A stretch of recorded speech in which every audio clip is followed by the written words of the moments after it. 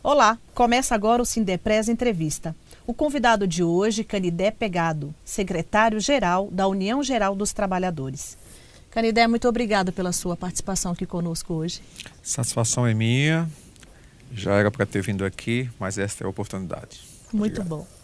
Bom, esse programa é transmitido pela internet no site www.tvsindepres.org.br. Para você que está nos assistindo, manda sua pergunta, dúvida, sugestão e comentário para o e-mail tv@sindepres.org.br. Bom, Canidé, vamos começar aqui o nosso bate-papo de hoje. Antes eu gostaria que você se apresentasse um pouco, falasse da sua atuação, contasse sua trajetória sindical, até sua trajetória política também. Olha, daria, sinceramente, sem falsa modéstia, um livro. Um bom livro, né? Porque faz muito tempo que eu estou nessa vida, né? Inclusive você foi presidente de um sindicato aos 23 anos. Essa história é bem interessante. Isso, né? Primeiramente, eu tive um contato, né, com essas atividades sociais assim a partir do movimento estudantil. Aos 13 anos de idade, eu saí de casa, eu sou do Rio Grande do Norte, morava numa cidadezinha do interior, chamada Lages, uma cidade muito seca, muito pobre, difícil, né? Eu digo que lá só tem de verde, pena de papagaio e óculos Ray-Ban, o resto é tudo seco. Então saí para morar na casa do estudante do Rio Grande do Norte para completar os estudos e lá eu morava com mais 600 rapazes jovens, né, carentes, que não tinha família na capital e estava naquele ambiente, era um ambiente complicado, insalubre, difícil mesmo, passava necessidades e tal. E ali começaram a surgir as primeiras revoltas, né, as primeiras manifestações. Isso em que ano, Canidé? Isso nós estamos falando de 1970. 1970, você não era nem nascida, né? Verdade. Então, dali fiz alguns concursos, né, para poder conseguir um emprego aí no mercado. Passei em vários concursos e terminei escolhendo a antiga companhia telefônica do Rio Grande do Norte, a Telerne, né, que era do grupo Telebrás. E ali já aos 23 anos de idade, a partir de uma certa liderança que eu assumi, eu fui eleito, na verdade, não me tornei, né? Fui eleito presidente do Sindicato dos Telefônicos do Rio Grande do Norte. E eu fui presidente do sindicato 15 anos. Foram 5 mandatos consecutivos. E nesse período de mandato nos sindicatos telefônicos, eu fui acessando também as outras entidades de grau superior, né? Federação Nacional dos Telefônicos, Confederação Nacional dos Trabalhadores em Comunicação e Publicidade, até que em 1900, nesse período também eu fiz muitos cursos fora do Brasil. Eu diria que naquela época existia uma certa facilidade, um certo tipo de interação, né, entre o movimento sindical internacional. Então eu fiz curso de liderança sindical nos Estados Unidos, no Japão, em Israel, na Espanha. E, olha, eu andei, na verdade, 40 países, para você ter uma ideia, durante esse período sindical. E até que em 1986, nós reestruturamos a antiga CGT, que recebeu a denominação de Central Geral dos Trabalhadores. Né? Isso eu estou falando da época do Magre, da época do Joaquinzão. É uma época, né, anterior. Eu era muito jovem, na verdade. E daí, em 86, ressurgiu a CGT. Eu me tornei dirigente da CGT, já naquela primeira período de 1986, da reestruturação da Central. Fui eleito diretor para assuntos parlamentares. E em 89 veio o Magre a ser ministro do Trabalho e eu assumi a presidência nacional da CGT. Então, com 33 anos de idade, eu era presidente de uma central sindical. Eu era o mais jovem presidente central sindical do país. E naquele período só existiam 2 centrais, que era a CUT e a CGT. Então, era um contraponto importante naquela fase, né? E com isso, a evolução para o sindicalismo internacional também foi fácil, porque como presidente de uma central sindical, existem centrais sindicais internacionais, né, que tem um intercâmbio, né? Tem intercâmbio que agrega né, central sindical também assim dos vários países do mundo, e eu fui eleito no Congresso Mundial da antiga Confederação Internacional das Organizações Sindicais Livres, a CIOLS, que é uma central internacional.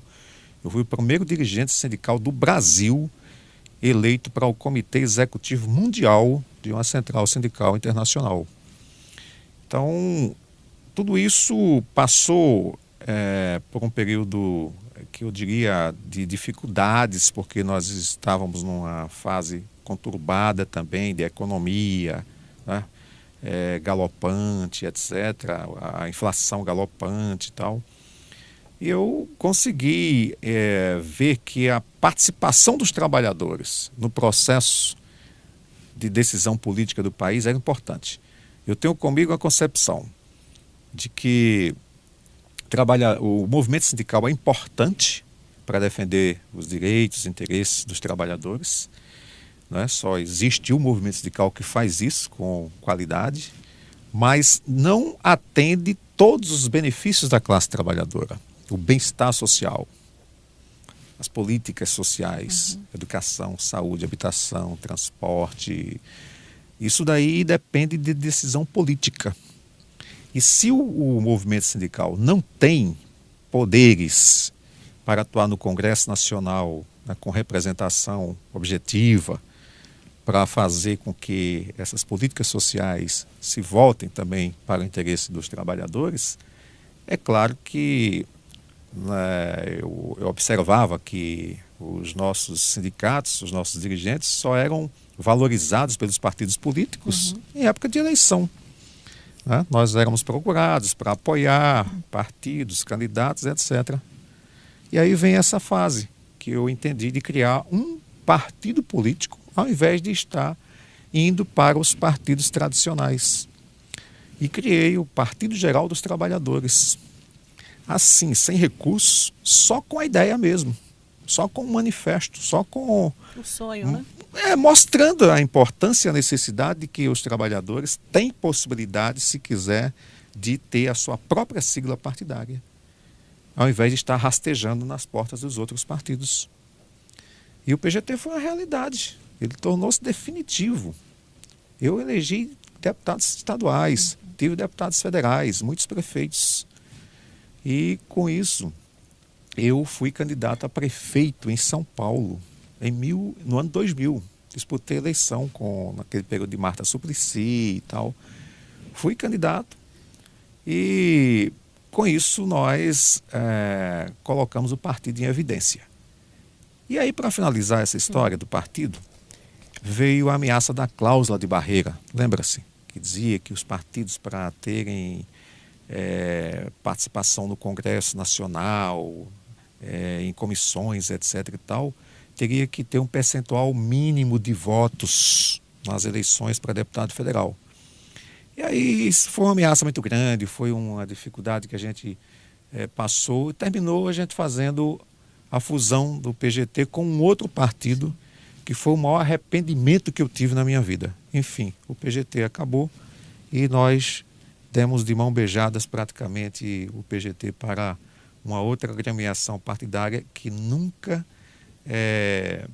teve o interesse na defesa dos nossos objetivos, e isso mostra mais uma vez que são poucos os partidos que defendem os interesses dos trabalhadores. Então essa é mais ou menos a minha trajetória, né? Perfeito, muito bom. Bom, dentro dos assuntos que nós vamos tratar hoje, a gente vai falar um pouco sobre a medida provisória 665, que altera as regras da concessão do seguro-desemprego no Brasil. Então a gente vai falar aqui um pouquinho sobre vários assuntos, dentre eles sobre a medida provisória 665. Bom, Canidé, a gente tem um quadro aqui no programa, a gente vai para as ruas, ouvir a opinião das pessoas, e a gente achou assim bem oportuno nesse momento ouvir o que as pessoas acham, na verdade, sobre a mobilização social. Então a gente vai assistir a reportagem aqui um pouquinho.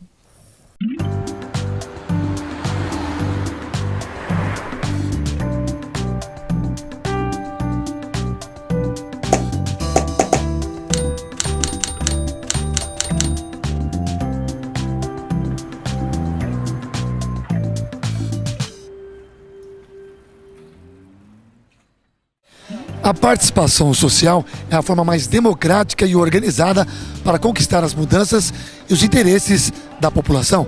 Por isso o Povo Fala veio às ruas para ouvir o que pensam as pessoas sobre esse assunto importante. Qual a importância da participação social? O legal assim da participação social que é uma forma que a população tem como ela reivindicar seus direitos, né? Mas em contrapartida tem que saber como reivindicar, né? A população tem que estar ativa na participação social dela. A importância da participação social, ela se dá em todos os aspectos de qualquer sociedade organizada. Não é possível você viver numa sociedade organizada, num estado como um todo, ou mesmo dentro de um município, dentro de qualquer comunidade, sem que participe. O brasileiro, no geral, né, se falarmos do povo brasileiro, ele se manifesta muito através de resmungos, mas ele não participa através de atitudes. Não tem havido a participação não, porque se houvesse essa participação, nós não estaríamos vivendo o estado de calamidade política, econômica e social. A participação social é fundamental, porque começa pelo próprio voto das pessoas, o voto consciente. Faz com que o povo decida os rumos da nação. O povo tem participado, mas muitas vezes não participa com o voto consciente. É totalmente importante, todos têm que participar para ajudar o próximo, para a gente ver se a gente consegue sair dessa situação. Toda a importância, né? Se as pessoas participassem mais na sociedade, fizessem mais pela sociedade, eu acho que teriam mais mudanças, mas eu acredito que isso não acontece hoje em dia. Eu acho que tem a importância de que é uma forma do povo poder correr atrás dos seus direitos, mas essa questão de você ir às ruas para lutar pelo que você quer, eu não acho que funciona muito bem, pelo menos nesse país. Eu acho que a gente tem que aprender um pouco mais algumas coisas para poder saber reivindicar o que a gente tem direito. A participação social foi o tema do Povo Fala de hoje. Voltamos aos estúdios da TV Cinepress. É com você, Cleide Gonçalves. Canidé, é isso mesmo? Você concorda aí com a opinião do povo? Olha, o país democrático é aquele país onde todas as regras constitucionais diz que, aliás, eu digo o seguinte, que as palavras têm que ser igual à prática. Então, nossa Constituição diz que todos os brasileiros têm direito a bem-estar social, não é? A saúde, a educação, a habitação, transporte, previdência, etc. Eu pergunto, todos têm direito a isso? Não tem. Então eu digo que, não estou dizendo que o meu país é um país totalitário, mas eu também digo que não é um país 100% democrático. Ele será 100% democrático no dia em que todos tiverem acesso a tudo, a todas essas políticas sociais. Então a forma de você participar para exigir que essas políticas sociais, né, venham ao seu encontro e todos tenham a oportunidade de participar, evidentemente é você valorizar esse papel de participação. A participação é no voto, a participação é na discussão na tua comunidade, a participação é você ser proativo, ou seja, não deixar ninguém que te leve, você mesmo tomar a iniciativa de saber que as coisas estão erradas e poder também se influenciar, ter coragem para isso. Agora, a participação maior, na verdade, é essa participação onde nós temos os nossos representantes no Congresso Nacional, né, que certamente deveriam estar atuando favoravelmente na luta, né, e na defesa das melhores políticas sociais para a sociedade. Então, o que hoje nós temos é o que nós chamamos de uma administração representativa. Quer dizer, você elege aqueles para te representar e você se decepciona com o que eles fazem, com os compromissos que eles assumiram e não cumprem. Essa é a administração que a gente tem, né? A representativa. Então, o que nós queremos é a representação participativa, certo? Onde os nossos ouvintes aqui, né, que aqui tivemos a oportunidade de assistir a participação, né, deles na entrevista e todas muito bem focados, bem colocadas, as posições deles, né? Que é de nós construirmos também a possibilidade de ter uma administração participativa, onde você tenha condições de, ao perceber que aqueles que você elegeu para te representar não te representa, você ter o direito também de excluí-lo. Ou, no mínimo, você ter condições de participar de algum processo. Onde é que a população participa, por exemplo, das decisões sobre orçamento? Orçamento é uma coisa séria.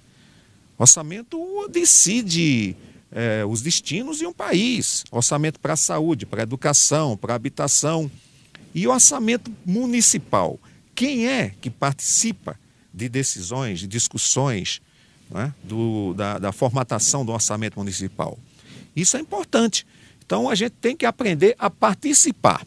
É importante, é uma palavra pequena, mas muito significativa, mas, infelizmente, a gente ainda não sabe participar com eficiência.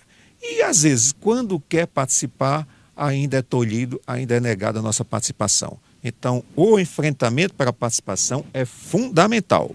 E eu acho que vocês estão de parabéns com essa reportagem, porque só se muda as coisas se nós participarmos e não deixar que os outros nos representem, fazendo de conta que está nos oferecendo retorno, né, para aquilo que a gente colocou neles ou depositou neles a confiança. O negócio é determinação, né, Canidé? Eu chamo de ação proativa, tá certo? Não deixar se conduzir. É você mesmo, tá certo? Ir lá. Perfeito. Bom, a gente vai para o segundo bloco do programa e voltamos já já. O Sindepres, sempre preocupado com o trabalhador, criou em 1997 o CROSS, Centro de Referência Odontológica Sindepres Saúde, um dos projetos mais modernos no mercado de odontologia do Brasil. Hoje a unidade da sede possui 10 consultórios com profissionais qualificados e dispõe de serviços de alta qualidade. Este centro de referência odontológica é uma importante conquista para os trabalhadores temporários e terceirizados da categoria. O CROSS está localizado na sede do Sindepres, na Praça Manuel da Nóbrega, número 21, 10º andar, no centro de São Paulo. Os horários de funcionamento são de segunda a sexta, das 8 às 17h30 e aos sábados, das 8 ao meio-dia e meia. Agende a sua consulta. Mais informações no 011 3106 2133 ou 3101 8688 ou acesse o site www.sindepres.org.br. Sindepres, sempre trabalhando para você. Voltamos com o nosso convidado, Canidé Pegado, secretário-geral da UGT. Canidé, a gente tem aqui uma série de temas para tratar. Vou tentar resumir aqui da melhor maneira possível. Mas antes de a gente falar um pouquinho sobre a questão da medida provisória, eu queria que você falasse da sua opinião. Qual a situação sindical no Brasil hoje? Olha, tem gente que já decretou o estado de morte do movimento sindical. Certo? Tem gente que já diz que tem data certa para o movimento sindical perecer. Eu sou contra essas opiniões. Acho que o movimento sindical tem uma certa, eu diria cíclico, né? É cíclico. Nós tivemos o movimento sindical na época da ditadura, né? Durante a ditadura, pós-ditadura, né? Movimento sindical em época de inflação alta, né? Em época de inflação controlada. Então, em época de movimento sindical, em época de globalização, em época de neoliberalismo, né? Movimento sindical em época de qualidade total, em época de multifuncionalismo. Quer dizer, tudo isso aí são questões cíclicas, não é?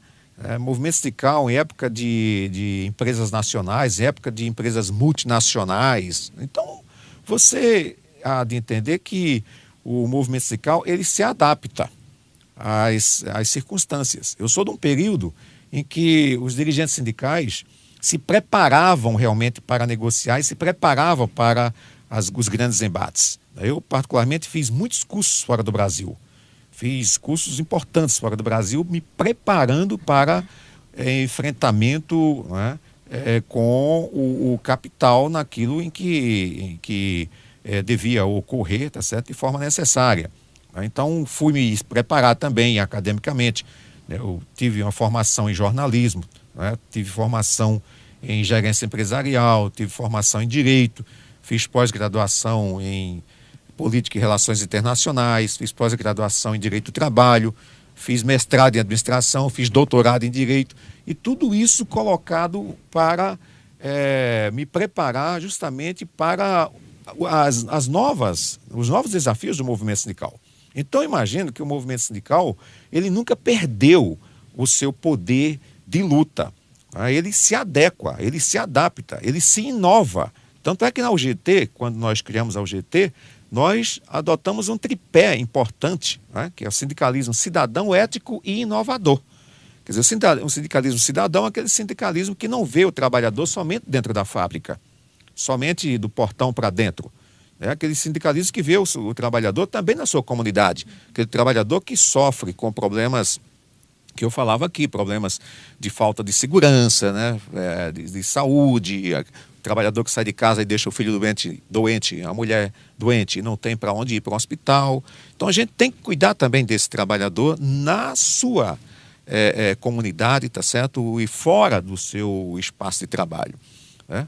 O cidadão é um sindicalismo ético. É justamente o seguinte: nós vemos muitos dirigentes sindicais, muitas entidades, centrais sindicais até, que tem um discurso para o empresário, tem um discurso para o trabalhador, tem um discurso para o governo, tá certo? E não respeita o dirigente sindical, que é a razão de ser de uma central sindical. Então, a confiança que o dirigente sindical tem que ter com o trabalhador e com a central sindical tem que ser cara a cara, tem que ser coração a coração, né? Então, e também a inovação é justamente isso. As discussões que você travava há 20 anos atrás em defesa dos interesses dos trabalhadores, você não pode fazer a luta do mesmo jeito de 20 anos atrás. Você tem que alternar, tem que mudar, tem que adequar, adaptar. Tem que se renovar. Tem que renovar, né? Então, eu tenho uma passagenzinha da encíclica Rerum Novarum que diz mais ou menos o seguinte, mais ou menos isso, não é textual, tá? Diz mais ou menos o seguinte, que as necessidades do homem, elas nunca se acabam, porque satisfeitas hoje, elas renascem amanhã com novos interesses. Ou seja, então você pode conseguir muitas coisas hoje, mas no dia, né, no tempo, novos interesses vão surgindo. Então, por isso que eu acho que o movimento sindical nunca vai se acabar, nunca vai perecer, porque as necessidades do homem sempre vão estar ali presentes. Perfeito. Canida, quais são hoje as reivindicações dos trabalhadores brasileiros? Nós temos uma agenda... Ou as principais? Isso. Nós temos uma agenda longa, tá certo? Esse é um período importante da unidade de ação, inclusive do movimento sindical, né? Tem uma pauta que a gente luta por ela, que essa pauta vira e mexe, alguma coisa é atendida, mas demora, tá certo, a acontecer esse retorno. Então, eu diria que hoje nós temos aí jornada de trabalho de 40 horas, né, sem a redução de salários. Essa é uma reivindicação antiga. Nós temos o fim do fator previdenciário, tá certo? Que isso é um problema sério para quem já se aposentou e para quem está aí na ativa e vai se aposentar, tá certo? Isso é algo que a gente tem que acabar de qualquer maneira, nem que tenha que incendiar quarteirões. Nós temos a própria regulamentação, né, do projeto de terceirização, né? Quer dizer, a regulamentação saudável, né, dentro dos princípios que a gente quer que a terceirização exista, né, no país, né, que esse próprio sindicato aqui defende a regulamentação também, a UGT defende a regulamentação também. Nós temos mais investimentos, né, do orçamento da União em saúde, em educação, em habitação. Nós temos também várias categorias que precisam também estar com regulamentação da sua atividade, não é? Você vê que os comerciários, há pouco tempo os comerciários tiveram a sua regulamentação e não foi total, né? Porque reivindicação antiga, diga-se de passagem. Antiga, tá certo? E o governo cortou ainda o principal dessa regulamentação. Então, eu diria que de caráter geral, não é? Essas que eu citei aqui são as reivindicações assim mais presentes. Mas a agenda é longa, é uma agenda muito grande e essa agenda foi construída em unidade de ação. Ok. Agora sim, sobre a medida provisória 665, queria que você contasse para a gente o que altera na regra do seguro-desemprego, ou melhor, na concessão do seguro-desemprego no Brasil com essa medida provisória. Primeiro eu queria dizer a você o seguinte, pouca gente sabe como foi anunciada essas medidas provisórias. No dia 29 de dezembro, tá? Já de 2014? De 2014, os sindicatos já praticamente, né, esse é um período, né, de final de ano, né, o sindicato não entra em recesso, o sindicato não fecha, né, é como a justiça também, não é? A justiça, muitas vezes, a justiça está de férias. A justiça não está de férias. O judiciário é quem entra de férias. Mas a justiça está sempre ali, tá? Então o sindicato também. O sindicato não tem recesso e não fecha, né? Está sempre presente. Pode acontecer qualquer coisa a qualquer momento e você tem que estar ali dando atenção. Mas era um período de final de ano, um período atípico. Então, nós somos chamados ao Palácio Planalto para uma reunião. Eu fui. E nessa reunião, na verdade, não foi nada mais, nada menos do que 4 ministros lá apresentarem essas medidas provisórias. Mas apresentar assim, de uma forma que não teve nenhum debate. Nenhum debate. Foi colocado assim, no aspecto de professoral, tá certo? Foi exibindo umas telas e explicando como seriam as mudanças. E quando terminou, disse, bom, tudo bem, vamos debater porque eu não concordo com nada disso. Não tem debate. Vocês vão discutir no Congresso Nacional. Foi isso, tá? 29 de dezembro. Então, tem 2 medidas, a 664 e a 665. Sim. Mas, em especial, a 665, que ela toca na questão do seguro-desemprego, né, na questão do abono salarial, e na questão do seguro defeso, que é o seguro que a gente diz que é o seguro do pescador, tá certo? Então, essa medida provisória, eu diria que é uma medida provisória realmente que ela tem uma malignidade social incrível. Profunda, né? Profunda, tá?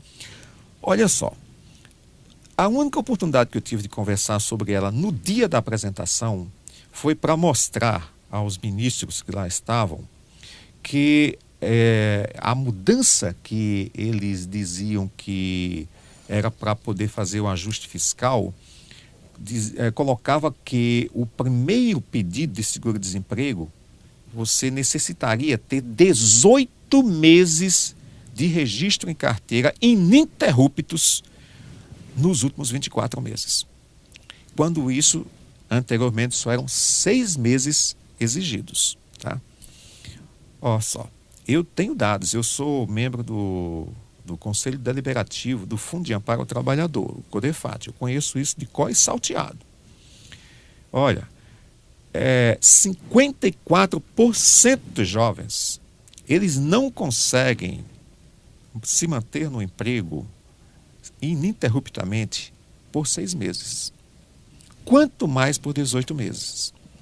Então, só isso daí já retirava uma parcela enorme de uma população, a população jovem, a população mais necessitada ao benefício. Do benefício.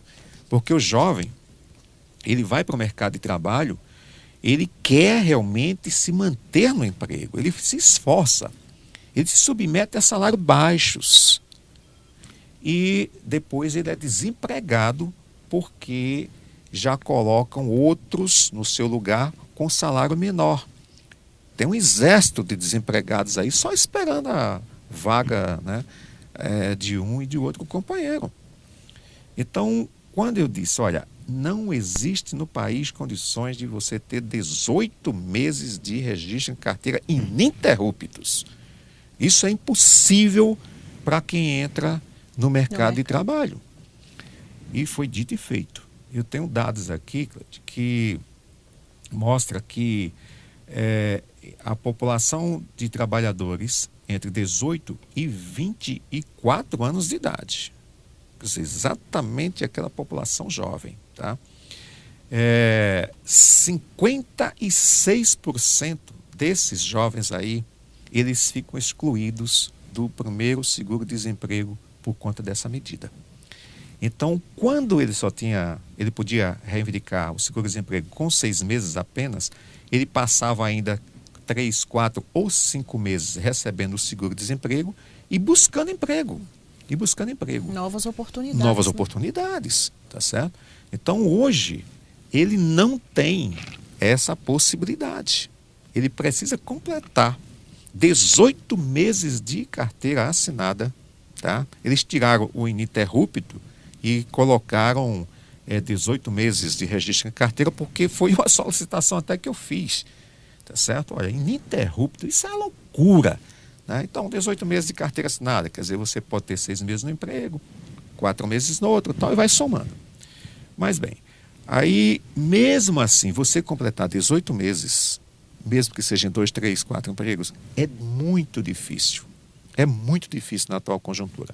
Eu tenho um dado aqui que é bem realista, porque é do Fundo de Amparo ao Trabalhador, que me mostra que 60% dos jovens, eles permanecem no mercado de trabalho no máximo até 9 meses. 9 meses é um período máximo onde eles conseguem manter o seu emprego. Depois de 9 meses já começa a desempregar. 60% é muito alta essa rotatividade.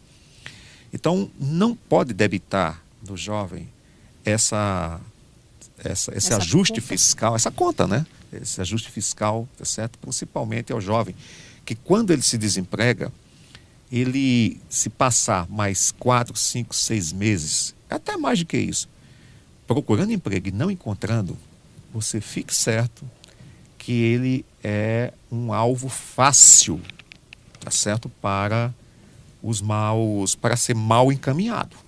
Porque ele fica no desalento, ele acha que não vai conseguir mais emprego, ele acha que é incapaz, não existe curso de formação profissional gratuito, tá certo? Fornecido pelo Estado, não é? Através do Plano Nacional de Formação Profissional. Não existe curso suficiente para capacitar, qualificar ou treinar esse jovem para ele se reinserir no mercado de trabalho. Então ele cai no desalento. E onde eu estou, nos fóruns, nos debates e tudo mais, e ontem eu estive na Fiesp, no Fórum de Empresários, e disse para eles, tenham cuidado com os jovens. Os jovens, eles estão no desalento total. O pessoal, às vezes, pode até ter um curso superior, termina e acha que vai conseguir se inserir no mercado de trabalho. Passa 1, 2 anos sem conseguir. É toda aquela história, exigência de 2 anos de experiência e tudo mais. Então, ninguém dá o primeiro emprego, quanto mais vai ter experiência 2 anos. Já tem essa dificuldade no início da carreira, né? Então, é muito nefasta essa medida provisória 665. E, além do mais, também tem a questão... Sim, e outra, né? Só para lembrar. Na época do Guido Mantega, né, ministro anterior, nós freamos várias vezes a tentativa do ministro Guido Mantega de tentar mudar esse formato, né, do pagamento do seguro-desemprego. Várias vezes. E quando chega agora justamente antes do início do governo, 2 dias antes do início do governo da presidenta, nós somos, entre aspas, agraciados com esse presente aí, tá certo, para não dizer outra coisa. Né? Então, a medida provisória 665, ela, para nós, as duas, na verdade, mas em especial aqui a 665, que é o objeto do nosso debate, nós queremos retirá-la do Congresso. Ela não pode, né, não pode ser votada assim, não pode conseguir realmente o intento de ser aprovada de forma alguma, tá? Se o governo quiser, encaminhe por projeto de lei para a gente discutir democraticamente, mas a medida provisória realmente foi um golpe muito baixo, tá certo, que nós recebemos do governo. Literalmente, né, Canide? Literalmente. Muito bom. Bom, a gente vai aqui para o último intervalo do nosso programa e voltamos em 1 minuto. Construída em frente ao mar na Vila Tupi, na Praia da Enseada, a colônia de férias Bertioga tem capacidade para alojar 118 pessoas. São 36 quartos, com capacidade para 4 pessoas cada. Há ainda 2 quartos no térreo adaptados para deficientes físicos, com rampas de acesso. Todos os quartos são equipados com televisor, frigobar e ar-condicionado. Venha passar um momento de lazer com a sua família na colônia de férias Bertioga. Mais informações pelos telefones 0800 55 2623 ou DDD 11 3113 0500. Sindepress, www.sindepress.org.br.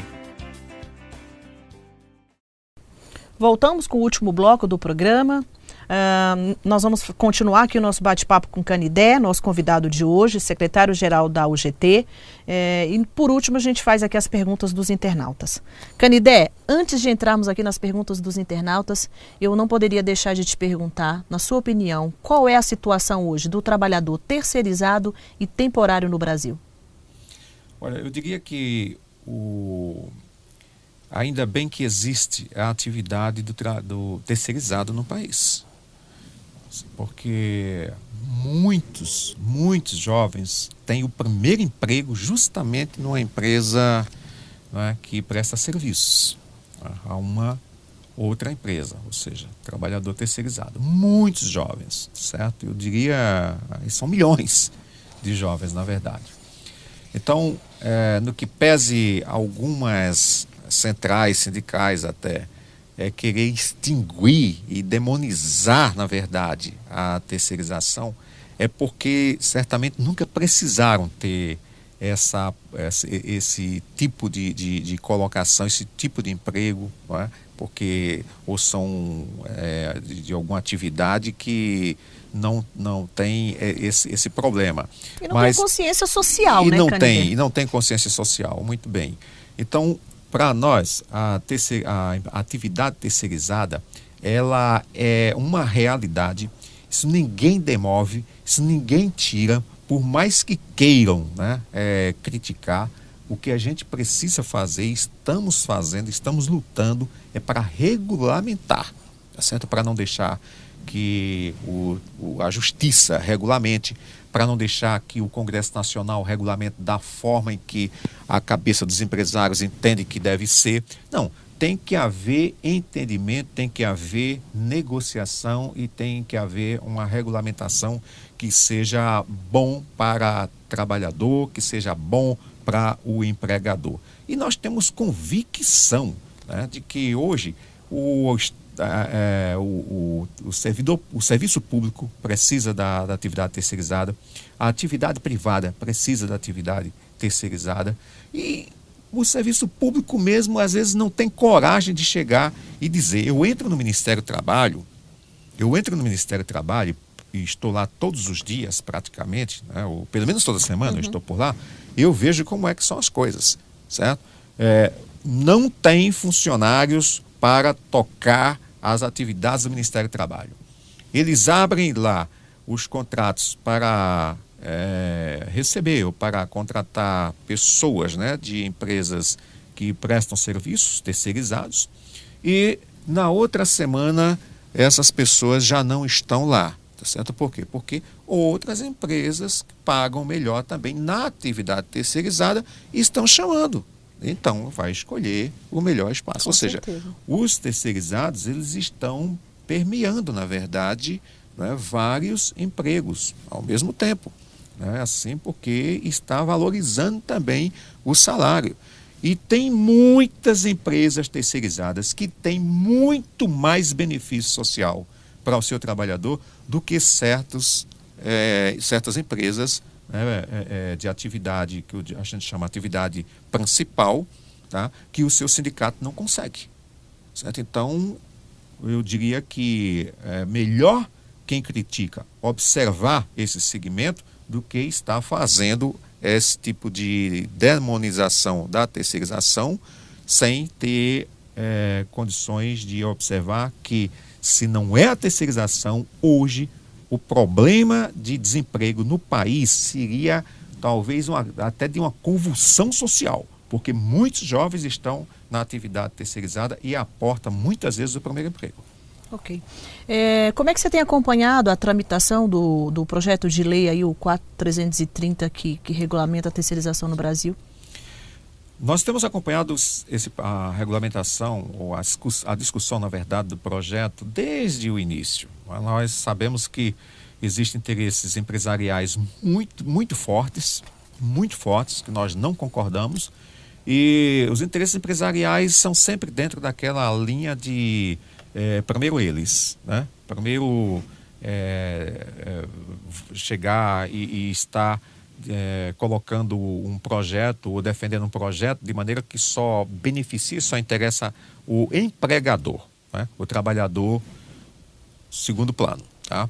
Então, por várias vezes nós impedimos que esse projeto fosse votado, porque se fosse votado no formato em que foi apresentado, realmente distorceria tudo o que a gente entende de uma atividade, né, terceirizada, onde exista a solidariedade, não é, dos empregadores, onde exista a participação, né, do sindicato, onde exista a informação de quantos trabalhadores terceirizados, né, vão ser contratados, em que atividade vai trabalhar, etc. Tá?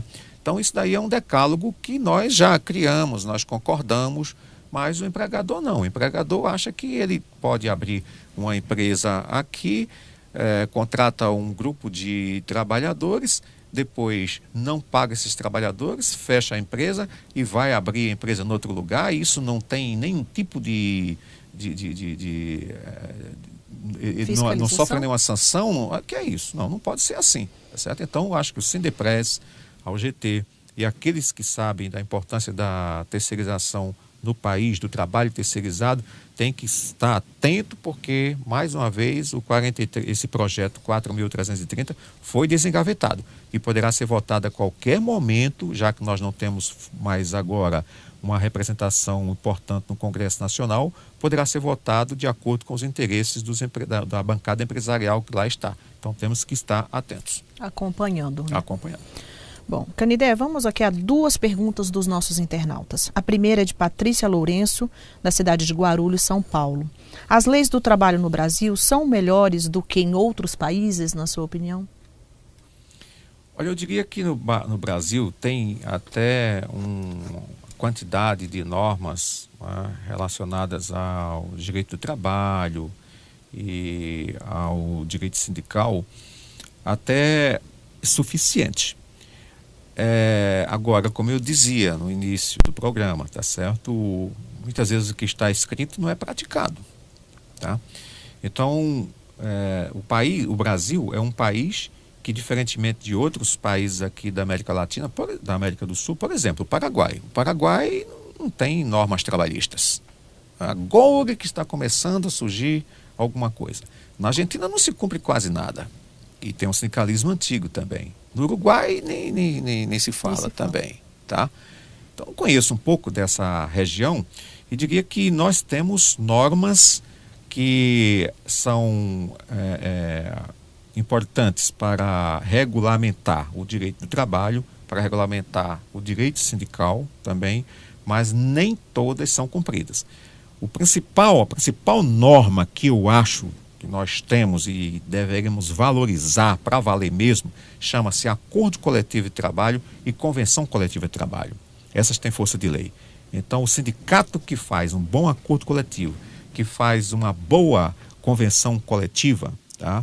ele praticamente tem meio caminho andado na defesa dos interesses dos trabalhadores. O resto dos normativos, né, constitucionais ou infraconstitucionais, tá certo? Isso daí são para ser cumpridos. Então, a gente utiliza esses normativos, né, legais no momento em que o descumprimento dos acordos coletivos ocorre, certo? E nós temos que nos valer realmente da justiça. Ok. Marcelo Gomes, São Paulo Capital, pergunta: a tão falada reforma trabalhista se resume a que pontos?